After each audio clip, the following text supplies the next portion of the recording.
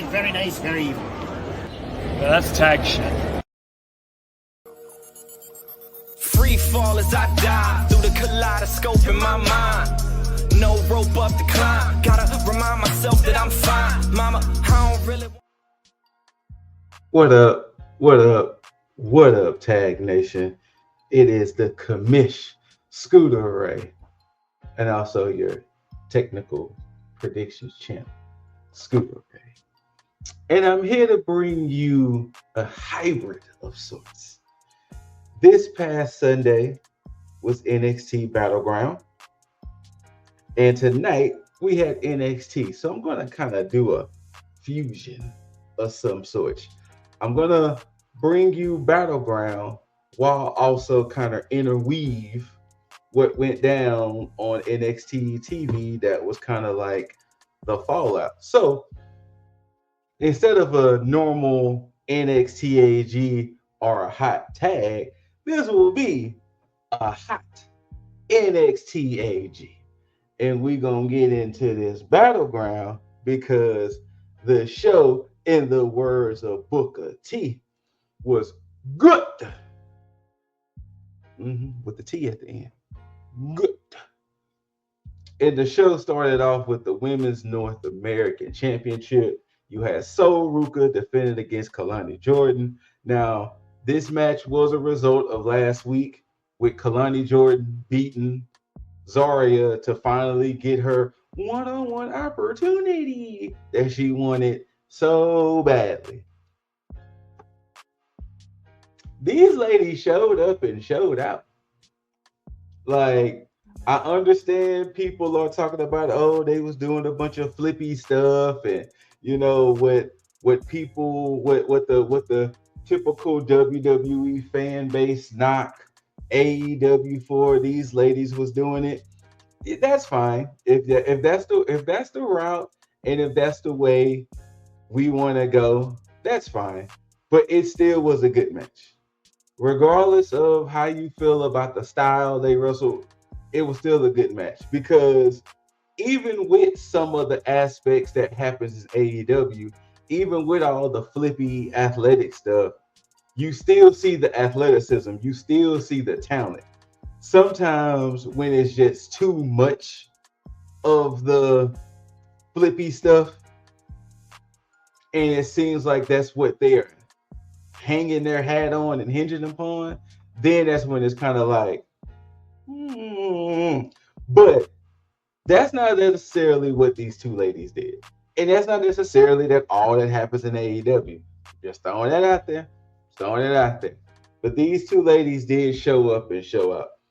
And I've always appreciate matches where you respect your opponent because you can't just go for your finisher and just win that way. You gotta just go for it. And after this hard-fought battle, this hard-fought match, Sol went to the top rope, hit her Soul Snatcher, and when I tell you that top rope Soul Snatcher was a thing of beauty, it was a thing of beauty.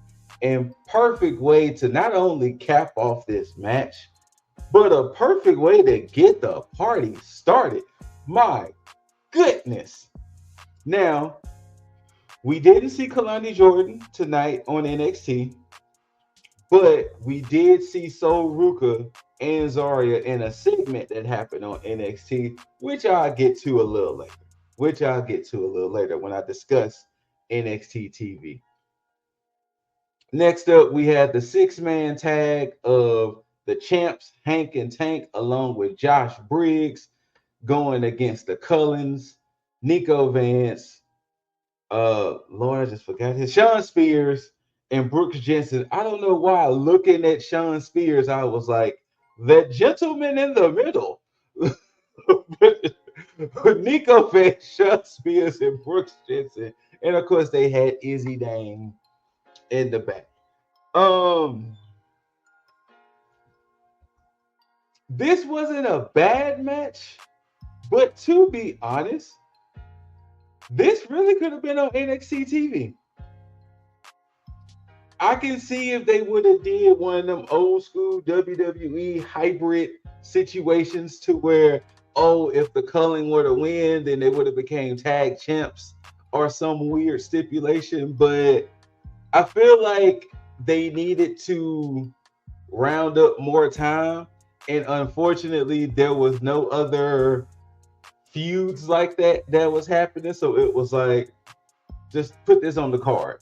And not to say it wasn't a bad match. It was not a bad match. It's just that they truly could have had this on TV tonight. Like this could have been a match for tonight. You know what? Especially since they did Ricky Saints and Ethan Page tonight, those two matches could have replaced each other. Those two matches could have replaced each other. But now, as of seeing what went down on NXT, little foreshadowing, I can see why. But once again, y'all know I'm high on Hank and Tank. And I saw a post that said, I can't explain it, but these two gentlemen are the definition of Hank and Tank. They're the definition of, oh my God, what was the phrase? I forgot what they're the definition of, but when I tell you, it's something about them belly bandits that is just fun to watch. I can't explain it. And if you would have asked me my feelings about these guys last year, I would have been like, get Hank and Tank off the TV.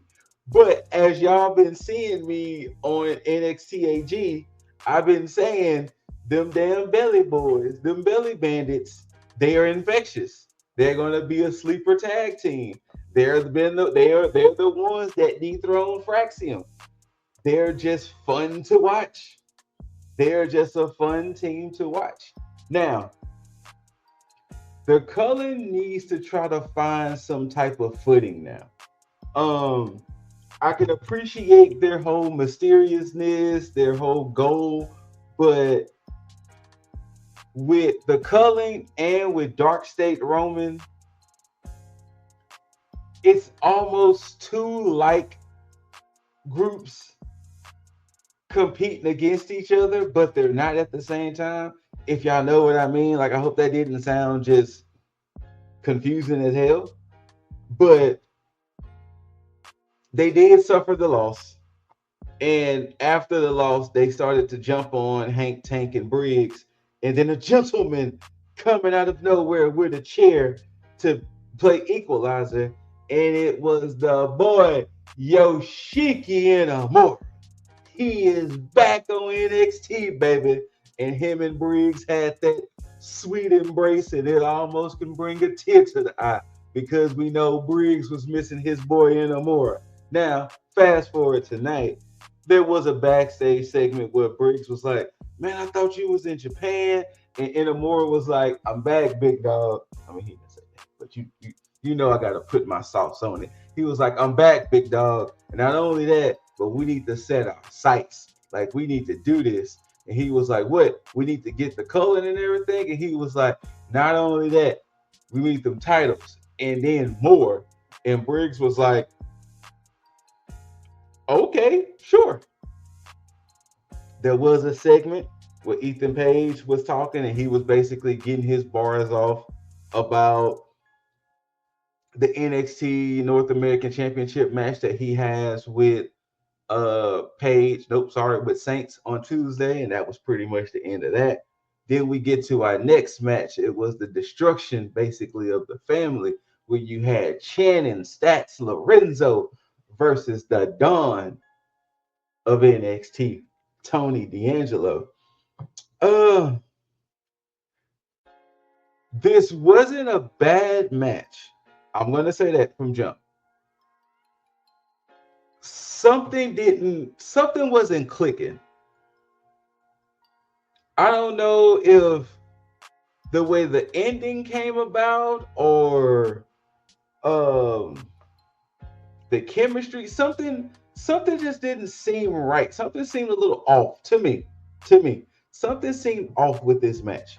And I don't know if it was mainly the fact that Tony D was damn near just beating the shit out of Stacks damn near most of the match. I don't know what it was, but something just didn't click to me with this match.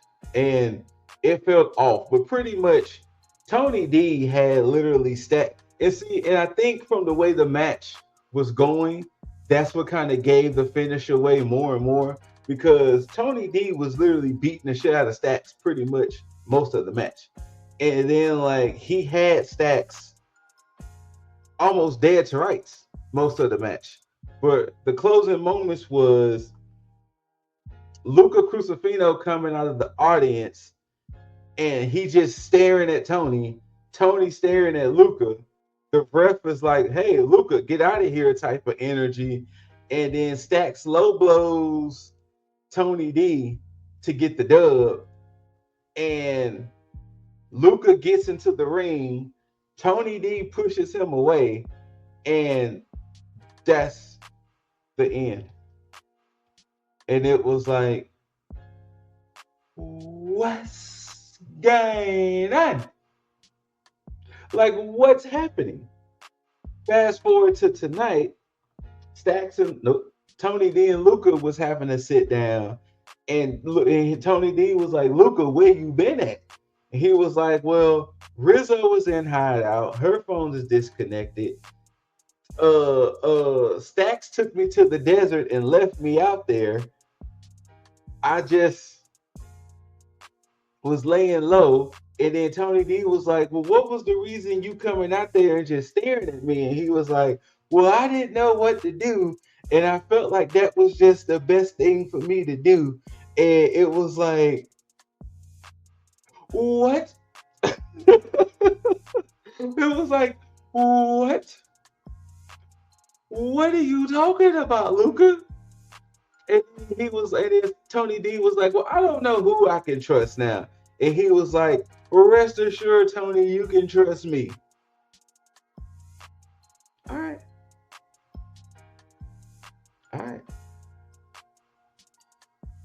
That's the best way I can put it is all right.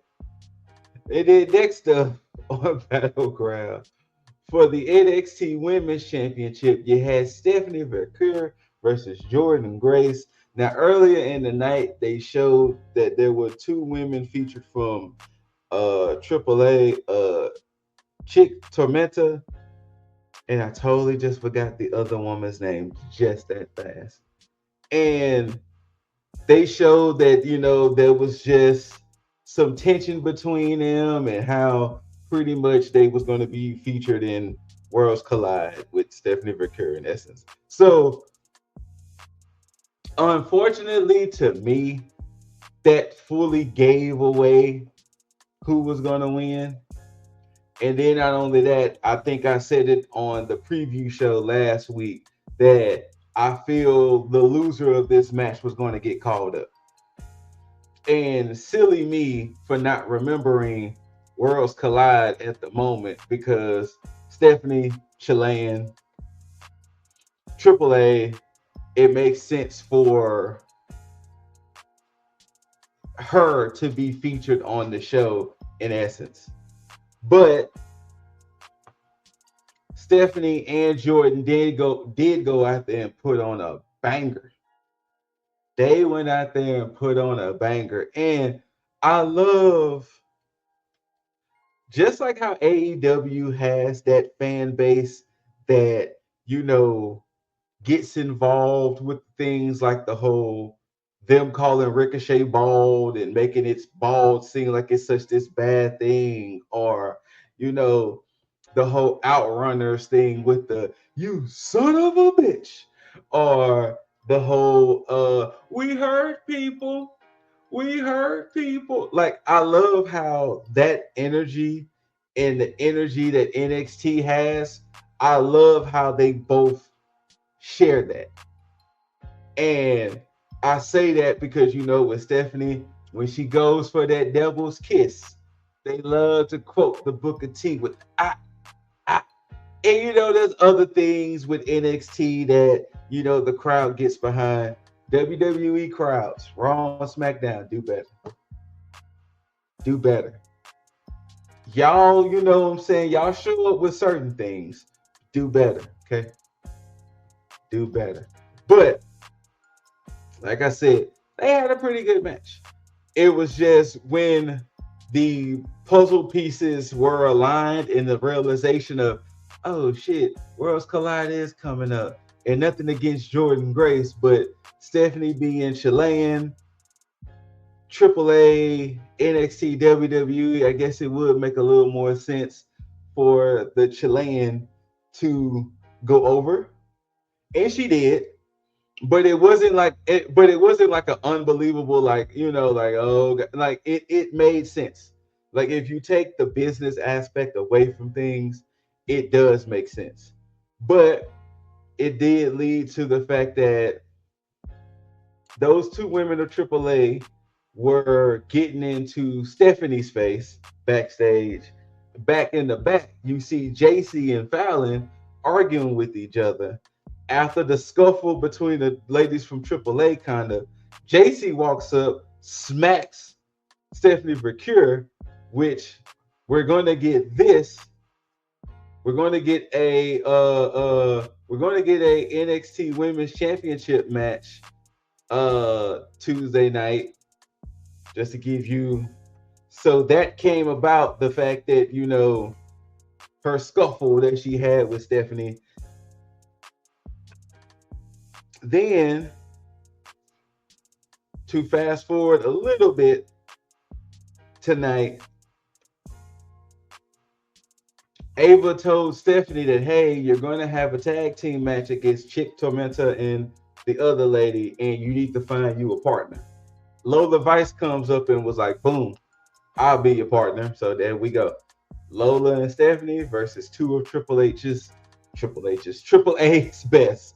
So that's going to be at Worlds Collide. But next up, we get arguably a pretty good sleeper of a match. We got Ova Femi defending an NXT championship against Miles Bourne. And do I dare stamp it? I think I'm going to stamp it. I think I'm going to stamp this as match of the night. To me, I'm going to stamp it as match of the night. And not only the fact that Oba, because we know Oba was going to come in and do Oba things, but Miles, who'd have thunk it that Miles Bourne was going to be a breakout superstar? Who would have thunk it? Because especially seeing him back there in QCC, you know, him and Tavia and Heist was kind of being presented as a tag team. But who would have thunk it that Miles Bourne was going to show up and show out? And that he did do at Battleground. I love his drop kick that he does. Is very reminiscent of Okada and very reminiscent of Randy Orton. I like the fact that though Oba was just big opposing force, that he was like, I ain't never scared. I ain't never scared. You know, like he was really like, it was a legit match. Now, throughout this match, there wasn't a time that I thought Oba was going to lose. Sorry. I never thought that Oba could lose that belt, y'all. No, I never thought that. But there was times where Miles showed some heart. And Miles made a believer out your boy for sure. But then to even give respect, because remember, like I said earlier, I love when opponents give their other opponents respect. Remember, like I said, I saw Ruka hit the Soul Snatcher from the top rope. Oba was like, nah, I'm not hitting Miles with two back-to-back fall from graces. And 1, 2, 3, Oba Femi retains. And it was like, what a match. What a match and what a showing. And next up, the main event of the evening. You had that boy Joe Hendrick defending that TNA World Championship against Trick Willie. And what a match. They went out there, did what they needed to do, and went back and forth. It was not a bad match. It wasn't. When I tell you the closing moments of this match was like, they not about to. It's no way. But Trick grabs the title. He threatened to hit Joe Hendry with it, but of course the ref sees it. Stops it, but the championship is still in the ring. Trick hits the flapjack or flapjack adjacent move to Joe Hendry. He lands on the title. He pops up. Trick shot. 1, 2, 3. This was the closing moments of Battleground. Yep. NXT superstar Trick Williams is TNA World Champion. And that is how the show went off the air, with shock and awe for everybody. The fact that Trick Willie just became TNA champion, TNA World Champion at that. And then, like, I love how one of the closing moments too, they were showing like the TNA president looking just like, oh no, oh no, oh no, oh no. Now, I'm gonna save the Trick Willie fallout when I get into NXT because there's more to it. But just know, this man is your TNA World Champion. And like he likes to say, let's talk about it. It happened. It happened. And it was like, what is going on? Like, literally, it was like, what is going on? Like, when I tell y'all the shock I was legitimately in, because I was like, there's no way. Yes way. Yes way. And let's get into it. NXT TV tonight. We start off like promised. Ricky Saints defending that North American Championship against All Ego Ethan Page. And them boys went out there scuffling. Like, they were scuffling so much that Abel was like, no. We got to have a winner. We got to have a winner. Regardless of a count out, damn near regardless of a disqualification almost, Abel was like, we have to have a winner. Because what was said was, so one part I did skip at Battleground, there was a segment between Saints. He came out there to talk to the crowd. All Ego comes out there. They get into it. And Ava basically was saying, not only are y'all having this match first on NXT TV, but the winner will be defending the North American Championship at AAA at the same time. So it was like, oh, okay. And these men went out there and had them a damn PLE worthy match. And midway through, All Ego hit the twisted grin on a chair, and it kind of blocked. Like, he had the chair open, face down to where the bar and everything was up. Saints did land on it kind of awkward. He didn't land on it like flush, but it was like, oh no, it's Saints either, because we all know Saints is used to having neck issues and things like that. But he continued, and it was a good little back and forth. Like, they went at it. And then next thing you know, a twisted grin later, 1, 2, 3.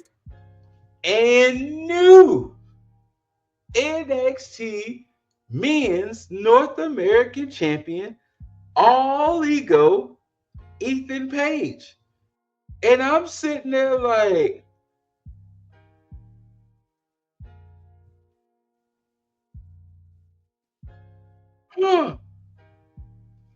that just happened. But yeah, All Ego is your new men's North American champion. And to fast forward, he comes out there later on and like, hey, this is a celebration. I'm now the North American champion. Let's go. Javon Evans comes out, and Javon Evans was like, whoa there, partner. Hey, at AAA Worlds Collide, you're going to be defending that North American Championship against me, bro. And then All Ego was like, I beat you before. Why? No, I don't want to do this. And then Javon was like, but wait, it's not just me, because everybody knows that I'm bouncy. But this guy is just as bouncy as well. AAA's Laredo Kid is in the audience, and he's like, oh yeah, I'm coming for that North American Championship at Worlds Collide myself, and I'm gonna show you why I'm the complete luchador. And then All Ego was like, okay, a triple threat, this is ridiculous. Javon was like, oh, but wait, there's more. There's one more, man. The lights go out and the music hits. That boy Ray Phoenix comes out, getting his bars off. So, yep, just as fast as he won that championship, next Saturday at Worlds Collide, Ethan Page will be defending that North American Championship against Javon Evans, SmackDown's Ray Phoenix, and AAA's Laredo Kid. Good luck to y'all, Ego.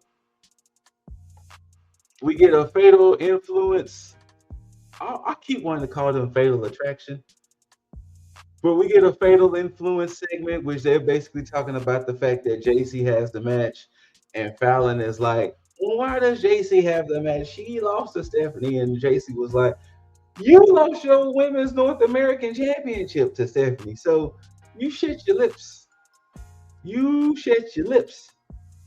Then we get another Mike Santana segment because he did have a little interview at Battleground, and he was saying he's keeping his eye out on the match because he has next up.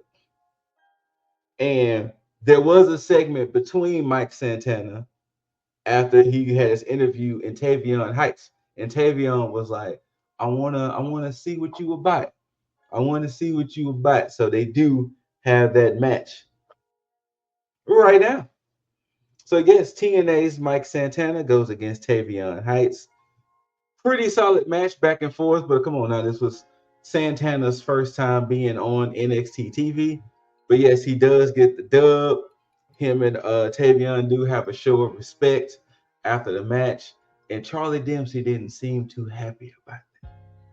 He didn't seem too happy about that, you know. Seems like Charlie Dempsey is getting a little bit of peanut butter and jealous, if you know what I'm saying, of his NQCC mates of Heights and Bourne. More on that later.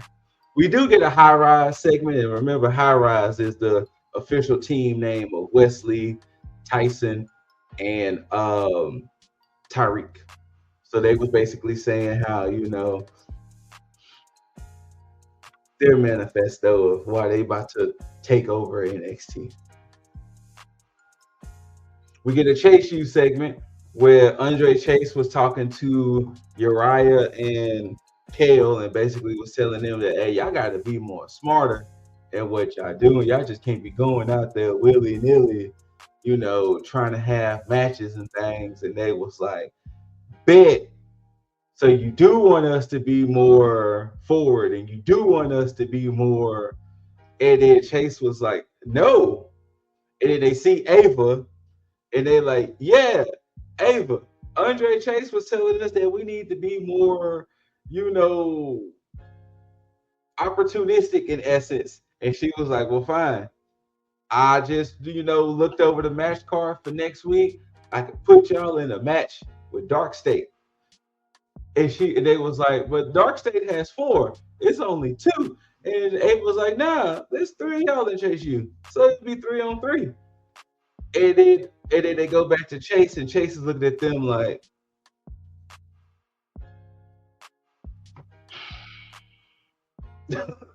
just disappointment.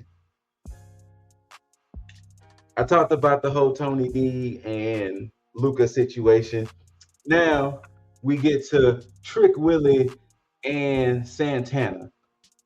So Trick Willie comes out there basically, celebrating the fact that he's now TNA champ. And not only now he's celebrating the fact that he's TNA champ, but he is being a little disrespectful. He's basically saying that, TNA is now tricking A, and that, the people at NXT didn't appreciate him. So he's going to start going to TNA, and basically he's calling the shots, running things. And Santana comes out and was like, hey, say, fam, you out here disrespecting my company, disrespecting my brand, and seeing you with that championship, your boy is not feeling that. Your boy is not feeling that you have my company's title on your shoulders, around your waist. And they get to talking, and they have a little scuffle, of course. And it was announced before the scuffle that next week on NXT TV, Trick Willie will defend that TNA championship against Mike Santana. And of course, Santana does the thing you don't do. You don't pick up the championship. Why would you pick up the championship, Santana? You don't pick up the title before the match. It's a no. It's the unwritten rule of wrestling. It's one of. But yes, they're gonna have their match at next week on NXT TV. Jada Parker takes on Tatum Paxley, and that stems from what I was telling you last week when Jada attacked Thea and got in Tatum's face. Tatum did have dolls to represent Gigi and Shotzi, and pretty much Jada gets the dub. She gets the dub. There was really nothing really much more or less, and she tried to get some more after the fight, but then Thea Hale comes out. Thea attacks Jada, and then that kind of solves that. So I'm pretty sure eventually we're going to get Thea and Jada again. And then when Tatum was backstage, this is why I was tying it back to the Soul and Zarya. Soul and Zarya was like, we don't necessarily know exactly what you're going through, but if you need somebody to talk to, if you need somebody to kind of, be an ear for you, we're here. Now, of course, they're all saying this, and the Cullen is lurking in the background. So, interesting. Then we get LFG season 1 men winner, Jasper Troy. He having his debut match against Dante Chen. It was a squash match. Let's not even sugarcoat things here. It was a squash match, but it was really to show off Jasper Troy, his power, his aggressiveness. The fact that Jasper Troy, no bread, no water, just meat. I love when Booker T says it. I love it so much. I don't know why that saying gets to me so much, but no bread, no water, just meat. But yeah, pretty much a squash against Dante Chen. After the music of Obafemi hits, Jasper is looking around, and Oba's kind of in that little balcony that some of the superstars be in, and he was like, "Yeah, I could have did what you did and attacked you from behind, but no, I'm gonna show you a little more respect than that. I'm gonna show you some respect, but I am letting you know that your 5 seconds of fame is over with. You know that all that what you think you doing is pretty much over with. That you're not. You're gonna basically be a flash in the pan. You know, so damn all what you going through. I'm gonna have to show you at the end of the day, flash in the pan, my boy. So sorry, not sorry. Kind of attitude. So yeah, we'll pretty much see where that goes. So I'm assuming that maybe on NXT TV, because I don't think they have they don't have a PLE again until July. So I'm gonna assume that they're gonna have it soon on NXT TV. So yeah, pretty much gonna be a collision between those two gentlemen sooner than later. And then what else we had? So we also had a NQCC segment where uh um Dempsey was basically kind of reiterating the fact of you guys are not ready. You guys, as in Miles and Tavion, y'all are not ready. If y'all would listen, y'all should be a tag team and refocus on tag team like that. And then Miles was like, "What are you talking about? Didn't you not see the performance I gave at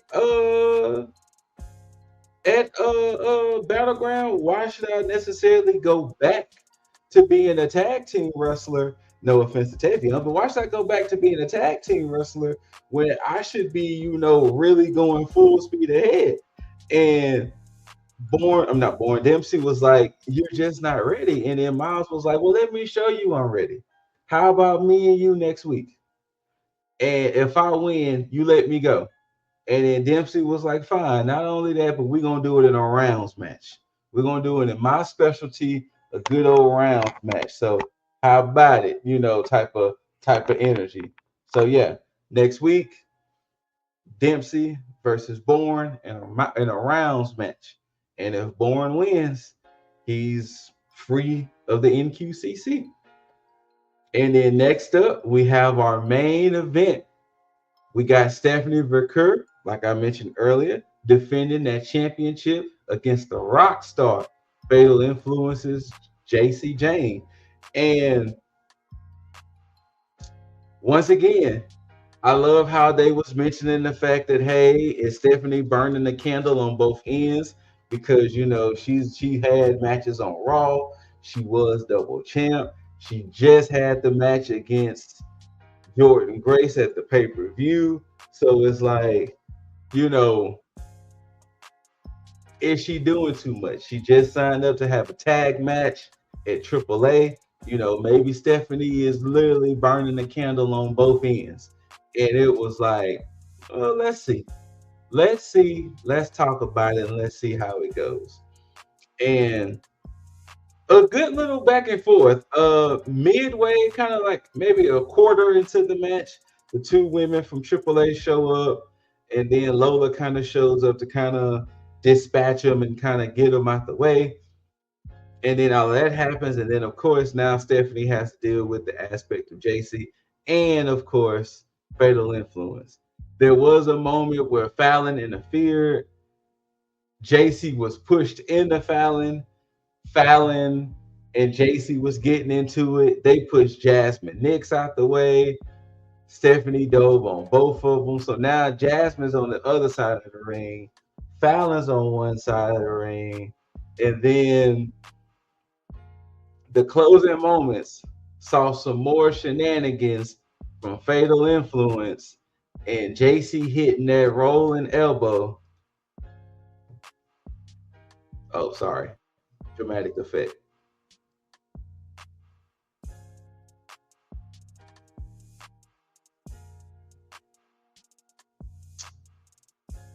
Now, remember I told you earlier tonight, I was like, when All Ego beat Ricky Saints, imagine my shock. See this gentleman kind of behind her? Pretty much everybody in the arena was like, what the fuck just happened? JC Jane, the rock star, is your new NXT Women's Champion. Yep. Yep.